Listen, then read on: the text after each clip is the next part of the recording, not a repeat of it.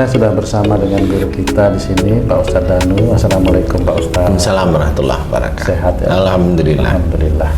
Dan juga bersama sahabat kita, Bang J. Assalamualaikum Bang J. Waalaikumsalam Pak Tung. Sehat? Alhamdulillah. Alhamdulillah. Kita mau ngaji tauhid lagi nih Bang J. Sama guru kita, oke? Sahabat beriman, seperti biasa kita akan ngaji lagi tentang tauhid. Mudah-mudahan ini nanti bisa bermanfaat untuk kita, untuk meningkatkan keimanan dan ketakwaan kita kepada Allah Subhanahu wa Ta'ala. Amin, amin. Pak Ustadz, Bang J dan para pemirsa, sering sekali mendengar jin di kehidupan ini Pak Ustadz. Kehidupan ini sudah modern, tapi orang masih juga berbicara mengenai jin. Contoh misalnya, ada kecelakaan gitu Pak Ustadz di jalan tol. Wah itu ada bayangan yang lewat kan itu jin ya, dikatakan seperti itu. Apakah memang seperti itu atau sebenarnya bagaimana kehidupan jin di alam ini? Apakah memang bisa bersentuhan dengan manusia kemudian menjadi sesuatu yang mungkin menguntungkan bagi seberapa bagian orang dan merugikan bagi seberapa bagian orang? Mohon penjelasan mengenai tersebut Pak Ustadz. Iya. Bismillahirrahmanirrahim. Assalamualaikum warahmatullahi wabarakatuh. Waalaikumsalam warahmatullahi wabarakatuh. Amin, amin ya rabbal alamin. Alhamdulillah, sebenarnya jin itu ada di sekitar kita sejak zaman dahulu. Ya, di sekitar kita, di bumi ini sejak zaman dahulu. Jadi jin itu ada yang menghuni di bumi, ada yang menghuni di awan, ada yang di langit, banyak sekali. Ada yang di planet-planet lain, itu jin. Kalau jin bumi ya begitu. Kalau di Indonesia ada pocong, ada kuntilanak, ada tuyul. Kalau di Eropa ya ada Dracula, ada Frankenstein dan sebagainya. Frankenstein itu barangkali ya genderuwonya orang Eropa lah ya, kayak gitu. Frankenstein ya. Seperti itu. Tahu kan Frankenstein? Dokter Frankenstein. Dokter yang ada ya jahit-jahitnya itu ya. Jahit-jahitan itu ya. Ya seperti itu. Kalau kuntilanak mirip-mirip lah ya. Kalau di sini itu pakai pakaian putih terusan, di sana daster putih. Nah di sana juga sama pakaian putih juga. Vampir Pak Ustadz? Vampir itu? Ya vampir itu kan ya jin juga ya. Jin juga. Kalau di sini apa ya namanya? Nggak ada kayaknya ya. Vampir nggak ada ya? Nggak ada ya. Kalau di sini apa ya? Apa yang makan darah itu apa namanya itu? Apa itu namanya? Batara Karang lah, kali ya. Tapi kalau di sana itu jenglot. Nah kalau di sana itu still dia pakai jas, pakai ini. Kalau di sini telanjang. Jenglot seperti itu. Seperti itu ya. Jin itu seperti itu dan banyak. Jadi kerjaan jin itu nggak cuma satu. Ada jin yang hanya iseng, umpamanya di rumah sering muncul. Nah, sering muncul ini ada beberapa hal. Satu, orangnya yang melihat terus, dia terus, berarti orang itu bisa aja di tubuhnya ada ilmu. Oh. Di tubuh orang itu. Tapi kalau dilalah banyak orang di situ itu sering melihat, berarti jinnya ini iseng. Kalau banyak yang lihat. Iya, banyak yang lihat itu jinnya iseng aja bahwa dia mau cerita aku ada di sini gitu loh maksudnya. Sama seperti istilahnya Haji J kos di tempat baru umpamanya. Rumah kosong terus terisi. Iya, umpamanya kos tempat baru. Nah, itu kan muncul dia saya ada di sini gitu. Cuma memperkenalkan diri, cuma memperkenalkan dirinya ya macam-macam. Ada yang hanya memperkenalkan diri biasa, jalan-jalan, ada yang terusik juga ada. Terusik tuh maksudnya dia menjahili penghuninya gitu? Yang godanya lebih ekstrim. Umpamanya nutup pintu. Bisa itu Pak Ustadz ya? Jin nutup plak gitu ya Pak Ustadz? Kalau alam, tetapi banyak yang bisa kelihatan ya. Seperti itu. Waduh. Nutup pintu, jatuhin barang-barang dapur, barang-barang di ruang tamu, geser kursi dan sebagainya. Ini agak ekstrim lah. Kalau yang disuruh nyuri-nyuri uang itu jin juga itu Pak Ustadz ya? Iya, jin. Kalau di rumah saya saat nih, saya udah tanyain ke seluruh penghuni rumah, anak, istri segala macam, kok sendok kok sering banget hilang gitu loh Ustaz? Ada. Itu memang ada jin iseng. Jahil. Jahil. itu kemana itu sendok? Itu biasanya yang ini yang jahil itu biasanya genderuwo. Serem. Biasanya, enggak serem sih. Paling dengar suara klincing-klincing nanti dia ambilin, dia suka. Jadi suka aja diambil itu, nanti ditaruh di tempat dia. Di tempat dia itu di mana? Entah itu rumah kosong, entah itu di pohon, gitu. Nanti kalau itu ketahuan orang, dilalah, ketahuan orang bisa aja. Kalau pohon, istilahnya pohon, ada lubang kecil, nggak taunya isinya sendok banyak sekali. Nah itu ada genderuwonya di situ yang hobinya ngambilin sendok dari mana-mana. Apa cirinya Pak Ustadz ketika di rumah itu ada jin yang jahil atau jin itu ciri-cirinya apa? Bau apa gimana itu Pak Ustadz? Ya sebenarnya ya nggak terlalu spesifik sekali ya. Ya kalau mamanya kayak Haji J itu ya ketahuannya hilang. Istri tuh penakut di rumah Ustaz. Kalau mau ke kamar mandi pasti minta antar. Antar siapa? Antar saya. Iya. Nah, karena di perasaannya tuh ada sesuatu yang ngikuti atau dia lihat sekelebatan, itu bener ada apa nggak? Apa rasa takut aja Ustaz? Itu bisa aja penakut beneran atau pinter sebenarnya. Kalau penakut beneran begitu, kalau pinter ya pengen temenin aja. Iya, itu pinter, nah, modus istilahnya. Apa aja bikin alasan aja lah. Itu. Jadi saya nggak tahu ya Ji kalau yang itu. Kalau memang penakut bener kan kelihatan kagetan. Kalau dulu loh ya. Kalau sekarang kagetan walau alam ya nggak tahu. Kagetan sama latah beda ya Ustaz ya? Nah, itu temenan aja. Nah, akhirnya kagetan, latah itu temenan aja. Karena kalau kagetan dia ngomong sesuatu, nah nanti akan jadi latah.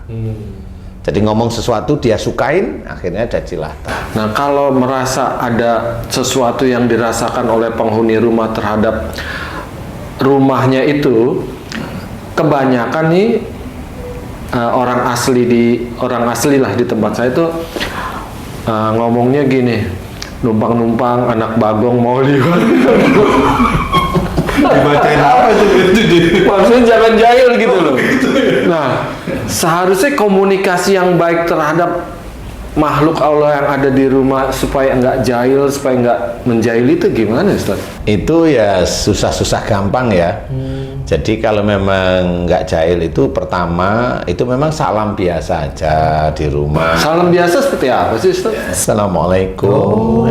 Sama aja, tapi kita konsen memang ke yang penghuni rumah, baik yang penghuni rumah biasa maupun itu ya. Tidak tampak. Kemudian jin itu menjadi tidak betah. Nah, tidak betah itu bukan karena bacaan-bacaan yang kita bacain untuk mengusir dia, enggak. Tidak betah itu dengan kondisi keluarga kita sendiri. Ibadah kita tertib, kemudian iman kita itu juga tertib, iman istri, iman anak itu tertib, perilaku sehari-hari itu tertib. Nah, jin itu nggak betah sendiri sebenarnya. Berarti jin itu boleh dikatakan lawan dari ketertiban, artinya yang tidak baik lah. Iya, insya Allah seperti itu. Kalau yang ada jin yang baik itu di dalam rumah nggak mungkin ada dong berarti Ustaz? Biasanya kalau tertib di dalam rumah insya Allah nggak ada ya. Kayak umpama hobinya itu di rumah itu beli makanan dari luar. Nah, itu kan nggak tertib masak. Nah, itu sendok sama garpu hilang. Ini salah satu itu. Pakai sumpit dia ganti. Dia nggak kenal sumpit dia ya. Nah, itu salah satunya itu. Kalau tertib ibadahnya, imannya bagus, nggak emosional, jinnya itu malas. Atau jin itu ada di situ tapi memang dia nggak ganggu. Dia hanya numpang biar tidak kepanasan, dia tidak kehujanan, dia numpang aja di situ dan dia tidak memperlihatkan dirinya. Nah, itu jin yang paham istilahnya. Tapi kalau jin iseng, nah ini juga macam-macam. Kalau umpamanya, oh saya sudah sholat, saya sudah puasa, saya sudah baca Quran, kenapa di rumah saya begini? Lah, ibadah itu sebenarnya bukan alat untuk menghajar jin. Itu harus diketahui itu dulu. Selama ini orang-orang Muslim itu taunya ibadah itu juga alat untuk menghajar jin. Niatnya rata-rata ya salah satu, kalau memang niatnya karena Allah ya karena Allah. Nah, kan suatu ketika ada baca Quran itu untuk ngusir jin lah, itu kan sudah bukan lillahi ta'ala namanya. Dan itulah yang akhirnya malah menjadikan rumah itu menjadi ribet gitu. Banyak yang datang kerupiuk seperti genting itu disiram pasir atau sama kerikil. Atau mamanya tiap malam itu di plafon glek. Nah, kayak ada yang jalan. Nah, itu kan ribet jadinya. Dan orang itu kan nggak paham apa yang dilakukan kemarin-kemarin atau dulu-dulu. Itulah yang mengundang makhluk itu datang ke rumah. Oh, membacakan Al-Quran niatnya mengusir jin, bukan jinnya keluar malah mengundang. Malah kebanyakan mengundang. Itu kalau membacakan Quran. Kalau suami istri sering marah, ya mengundang jin juga sama. Jin itu seneng seperti itu seneng sekali. Pokoknya di rumah itu sering emosi, ribut, anak, istri, suami. Iya. Itu jin itu akan datang ke situ. Satu memang jin yang biasa dia datang ke rumah. Yang kedua jin yang memang afiliasinya dengan marah, jadi masuk ke tubuh manusia itu sendiri. Masuk jenis marah itu apa? Tersinggung mamanya. Nah, itu masuklah jin monyet. Keminter masuk juga jin monyet. Terus galak gitu masuk jin harimau. Harimau itu. Kata-katanya pedes, ular seperti itu. Banyak dong dalam satu tubuh itu bisa macam-macam. Emosi. Nah, jin-jin inilah oleh Allah Ta'ala dipergunakan untuk mengingatkan. Besoknya orang itu terkena sakit, ya jin itu yang diolah oleh Allah Ta'ala menjadi sakit sebenarnya. Dia sariawan, emang dari mana? Sariawan dari mana? Allah mengizinkan saya sariawan. Dari mana Allah mengizinkan? Kalau sariawan itu dari Allah, nggak boleh. Itu berarti kita mau mengatakan Allah itu dolim kepada kita. Karena Allah, kita merasa tidak apa-apa kok didolimi dengan sariawan, kan begitu? Iya. Pikirnya teman-teman yang lain itu. Enggak, Allah itu tidak dolim. Berarti itu adalah mulut kita itu bicaranya pedas. Sehingga dengan pedasnya itu jin yang wujudnya macam-macam, umpamanya tersinggung pengen ngomong, ada ulat bulu di mulut. Kemudian ngomongannya pedas, ada ularnya, jin ular di mulutnya. Lama-lama kan dikeluarkan oleh Allah Ta'ala. Nah, sariawan ini dimunculkan oleh Allah Ta'ala, diizinkan keluar agar orang itu kembali ke jalan Allah. Jadi petunjuk itu Pak Ustaz. Ya memang petunjuk. Nah, inilah yang harus kita ketahui, jin itu memang salah satunya sebagai penggoda manusia. Kalau jin itu masuk, ya saya menunggu, saya akan matikan semua orang yang lewat sini ya. Terus percaya lah, akhirnya kan percaya sama jin. Enggak, orang lewat situ mati itu ya karena atas izin Allah aja. Iya, nah atas izin Allah, dimana memang di titik-titik itu jalanan itu mengkhawatirkan, pandangan itu juga tidak terlalu bagus. Jalan itu umpamanya miring ke arah mana, kiri, kanan, bergelombang, terlalu lurus yang nyaman itu juga sama. Jadi menurut saya ya itu salah satu yang dilenakan istilahnya. Jadi kita harus paham, jangan mencari kesulitan. Banyak jin itu masuk ke tubuh manusia itu banyak caranya.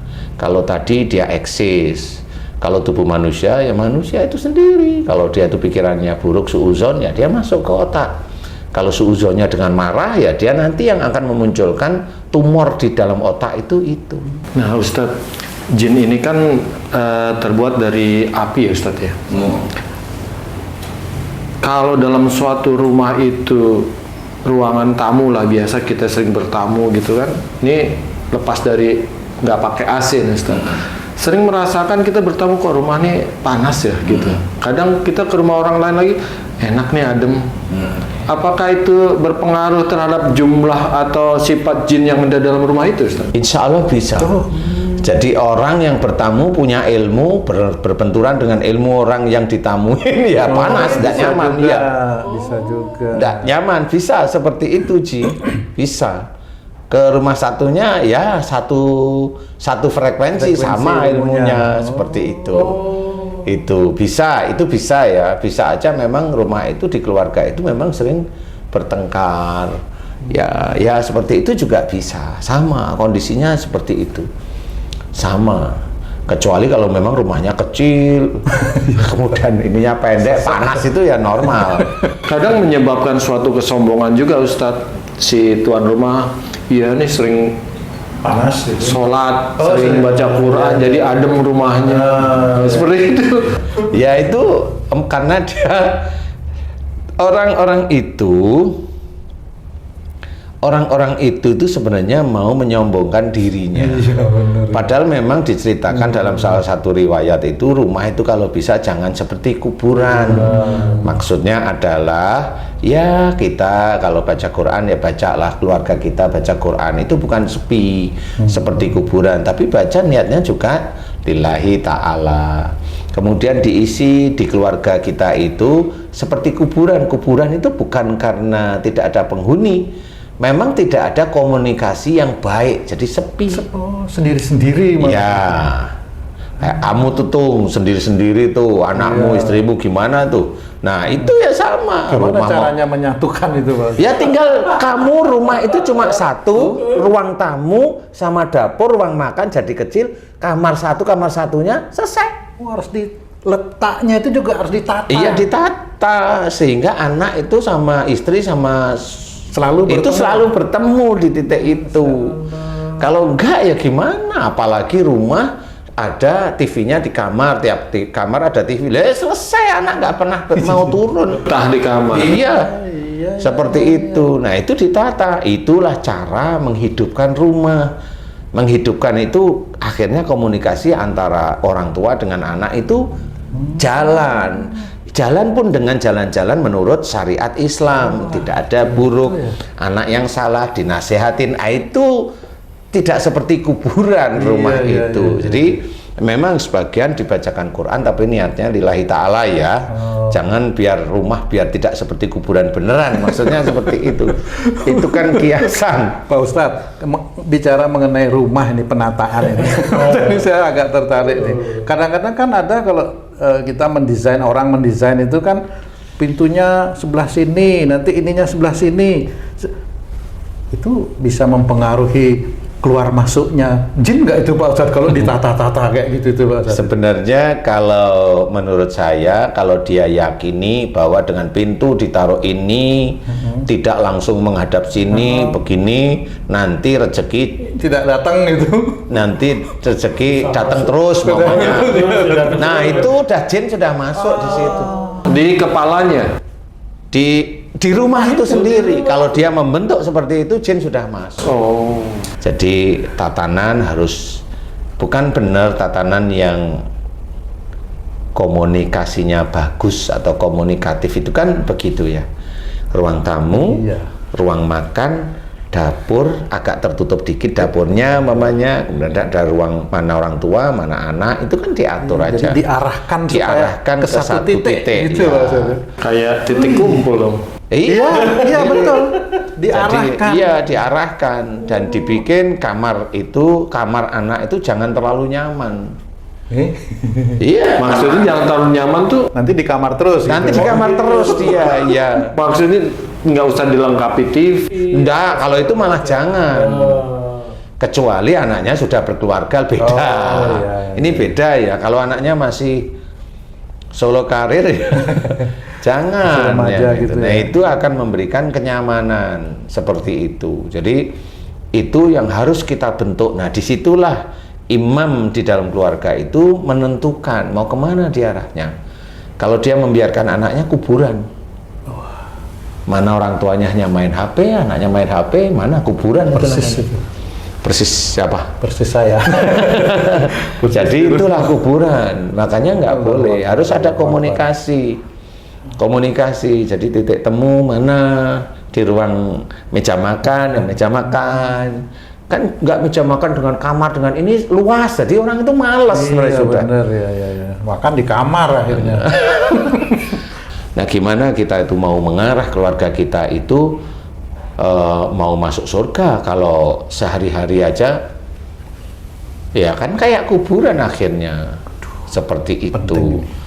Dan itu memang banyak, nggak cuma masalah jinnya saja. Ya akhirnya jinnya di situ jin bisu semua. Di situ. Jadi lebih enak duduk dan diem gitu. Pocong, pocong bisu Pak Ustaz. Karena kan tertutup ya. Astagfirullah. Nah, ini salah satunya. Banyak seperti kasus-kasus seperti itu, Ci. Jadi manusia itu harus paham bahwa tidak ada Tuhan selain Allah, itu harus menyatu. Jadi jin itu sama seperti ya kucing, ya tikus, ya belalang, selalu ada di sekitar kita. Tetapi enggak terus karena banyak belalang inilah rumah saya jadi kotor, kan enggak seperti itu kok. Belalangnya yang dikambing hitamkan, enggak taunya kita sendiri yang tidak beres di hadapan Allah Ta'ala. Perilaku salah setiap hari seperti itu. Kalau rumah tuh berantakan, kotor, apa mengundang jin juga, Ustaz? Sama, itu kalau kotor berantakan, jin yang pertama datang itu jin ulat bulu. Jin ulat bulu identik dengan kotor itu. Bentuknya kayak ulat bulu. Insya Allah kurang lebihnya seperti itu. Wih. Makanya nanti kalau kotor itu suatu ketika dibersihin kan gatel-gatel. Oh iya benar. Kok gatel-gatel? Padahal ini ya debunya nggak terlalu, tapi gatel-gatel ya saya. Nah itu jinnya jengkel. Jengkel, kenapa dibersihin? Kamu biasanya juga keset gitu. Males ya. Saya mendengar ada juga orang yang kawin dengan jin, itu gimana Pak Ustadz ya? Apa sama kayak jin ulat bulu yang kena kita gatel seperti itu? Enggak, kalau itu kan ya itu tuh gimana kan? Jadi kalau orang yang menikah dengan jin itu ilmunya sebenarnya. Ilmunya siapa? Ilmunya orang itu yang menikah itu. Jadi jin itu sudah menjadi satu kehidupan dengan dirinya. Entah itu jadi Tuhannya, saya tidak tahu. Sehingga dia yakini menikah jin itu ya halal-halal saja. Sehingga ya dia digauli hanya dengan jin. Itu seperti itu. Tapi itu benar atau hanya apa kayak halu aja itu jadi? Ya, mirip seperti itu bisa aja benar karena memang jinnya itu ngomong dengan dia. Ada yang memang menikah beneran. Maksudnya menikah itu bukan berarti saya bilang itu halal ya. Enggak, ini hanya secara nyata aja. Ya itu ya memang bisa aja karena ilmunya dia sendiri. Bersetubuhlah dengan jin kan begitu yang menyatu antara jin dengan dia, menyatu, akhirnya hidupnya dia tidak akan ada manfaatnya sama sekali. Bahwa manusia itu menikah dengan jin, dengan sesama harusnya dengan manusia. Istilahnya Allah memberikan berpasang-pasangan itu ya sama, manusia ya dengan manusia. Maksudnya manusia dengan manusia itu jangan dipelintir ya, bukan laki-laki dengan laki-laki loh ini gitu. Ya dengan jenisnya, ya laki-laki dengan wanita. Pasangannya lah, berpasang-pasang. Ya. Kalau misalnya seperti di tempat bencana seperti itu Pak Ustadz, apakah jinnya juga ikut andil atau jinnya itu malah nyumpain orang ke bencana? Itu bisa nggak itu terjadi seperti itu Pak Ustadz? Ya ada jin yang jin normal ya bisa aja dia ngomong, tapi relatif jangan terlalu percaya ya. Yang seperti itu jangan terlalu percaya. Jadi kita percaya pada Allah aja, tuntunan dalam Quran apa, kemudian dalam hadis bagaimana. Kita percaya kalau bencana itu diawali dari mana, gempa ya istilahnya banyak yang berbuat dosa atau maksiat boleh, tapi kan intinya jangan menghujat kan gitu ya. Memberikan kajian itu boleh, tetapi jangan menghujat, karena menghujat nggak ada manfaatnya menghujat kan gitu ya. Mengingatkan boleh, lebih bagus lagi menolong kan gitu ya. Menolong itu kan sama seperti ada seseorang kesulitan makan, ya kan nggak perlu kita itu melihat bahwa kamu itu sebenarnya tenagamu masih bisa kok kamu minta-minta, kan nggak perlu seperti itu. Kalau memang dia kesulitan betulan, ditolonglah, karena pada saat kita itu menolong orang-orang seperti itu, malaikat raqib yang akan mencatat. Tetapi kalau kita hanya menghujat orang yang seperti itu, atid yang mencatat. Malaikat atid pasti mencatat itu. Dan itu menjadikan kita tidak cuma dicatat sekali, itu menghardik orang-orang duafa. Itu sholat kita tetap nggak ada gunanya. Nggak ada gunanya. Jadi terus ada kesombongan merasa kita bisa bekerja sehingga bisa ngasih uang pada mereka. Nggak perlu yang seperti kasih aja. Niatnya satu lillahi ta'ala. Seperti itu. Nah ini yang harus kita ketahui bahwa jin di lingkungan kita itu sangat banyak. Dan kita hidup berdampingan dengan mereka, Pak Ustadz. Iya, mau tidak mau kita itu hidup berdampingan. Jadi belajar untuk gimana caranya jin itu tidak menguasai kita. Yang pertama, iman kita kepada Allah Ta'ala kuatkan. Itulah yang harus kita ketahui, bahwa jin di sekitar kita. Kalau jin di rumah diusir-usir, nggak perlu diusir kok. Diusir itu kayak siapa? Pertanyaan saya, kalau jin itu dia ada di rumah sebelum kita nempatin rumah itu, terus gimana? Yang salah siapa? Yang ngusir itu yang salah dan kita yang salah, atau jin itu yang salah? Coba kita pakai otak. Yang ngusir. Wong yang ngusir itu sendiri, kalau dia punya rumah diganti yang datang baru, dia diusir, mau nggak dia? Marah pasti. Lah marah, pakai otak di sini ini. Di rumah, Ustaz, di ruang tamu, kadang tuh pintu ruang tamu suka terbuka sendiri, tapi handle-nya nggak ceklek. Nah, anak-anak sering Kaget ya. Lagi serius nih Pak Ustadz. saking seringnya anak saya bilang, ya masuk tapi jangan ganggu ya, gitu, Ustaz. Yang disuruh masuk siapa? Nggak ngerti, pokoknya ada pintu terbuka. Tapi sini sudah punya pikiran, ini jin suruh masuk gitu. Itu gimana? Masuk tapi jangan ganggu ya. Itu pintu luar. Pintu luar antara Pintu luar. Iya, enggak pintu teras sama ruang tamu. Ya itu istilahnya makhluk Allah. Tapi kalau memang hanya begitu, nggak usah takut. Itu biasa saja. Udah terbiasa, jadi anak begitu. Kalau itu kejadian seperti itu ada hubungan dengan perilaku penghuni rumah nggak itu Pak Ustadz? Iya, bisa aja Terbukanya memang. pintu gitu. Ya, kalau itu agak sebentar. Kalau pintu itu dibuka dengan makhluk seperti itu,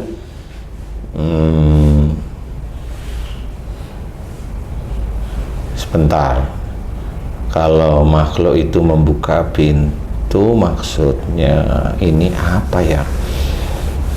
Ya, walau alam ya, tapi saya mencoba untuk menganalisa. Bisa aja memang selama ini ada di rumah itu orang yang selalu dia itu tertutup dengan cara berpikirnya. Tertutup dengan cara berpikirnya. Maksudnya jelasnya seperti apa? Gini, jadi saya tertutup itu kan bisa aja introvert, diem. Bisa aja tidak mau menerima masukan, itu juga tertutup istilahnya. Jadi jin yang seperti itu bisa aja atas izin Allah Ta'ala membuka pintu, bukalah pikiranmu. Petunjuk. Ya bisa aja petunjuk. Akhirnya. Ya kalau menurut saya seperti itu. Insya Allah ya, wallahu a'lam. Oke. Nggak terasa ya? Nggak terasa, Masya Allah. Memang pembahasan kita menarik ini.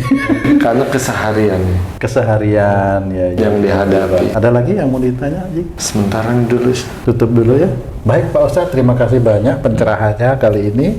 Sangat bermanfaat sekali karena memang masalah jin ini kan masalah yang perlu keyakinan yang cukup untuk memahami dan bagaimana itu Pak Ustadz ya.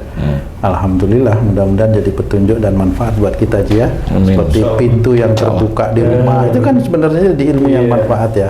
Harus ambil hikmahnya tuh. Betul. Apa seperti Kita itu? harus selalu berpikiran baik gitu. Baiklah para pemirsa dan sahabat beriman dimanapun berada, demikian tadi bincang-bincang kami dengan guru kita Pak Ustadz Danu. Banyak sekali hal yang perlu kita pahami dan mungkin kita jalankan dan praktekkan dalam kehidupan kita sehari-hari. Terima kasih atas perhatiannya. Wassalamualaikum warahmatullahi wabarakatuh. Waalaikumsalam warahmatullahi wabarakatuh.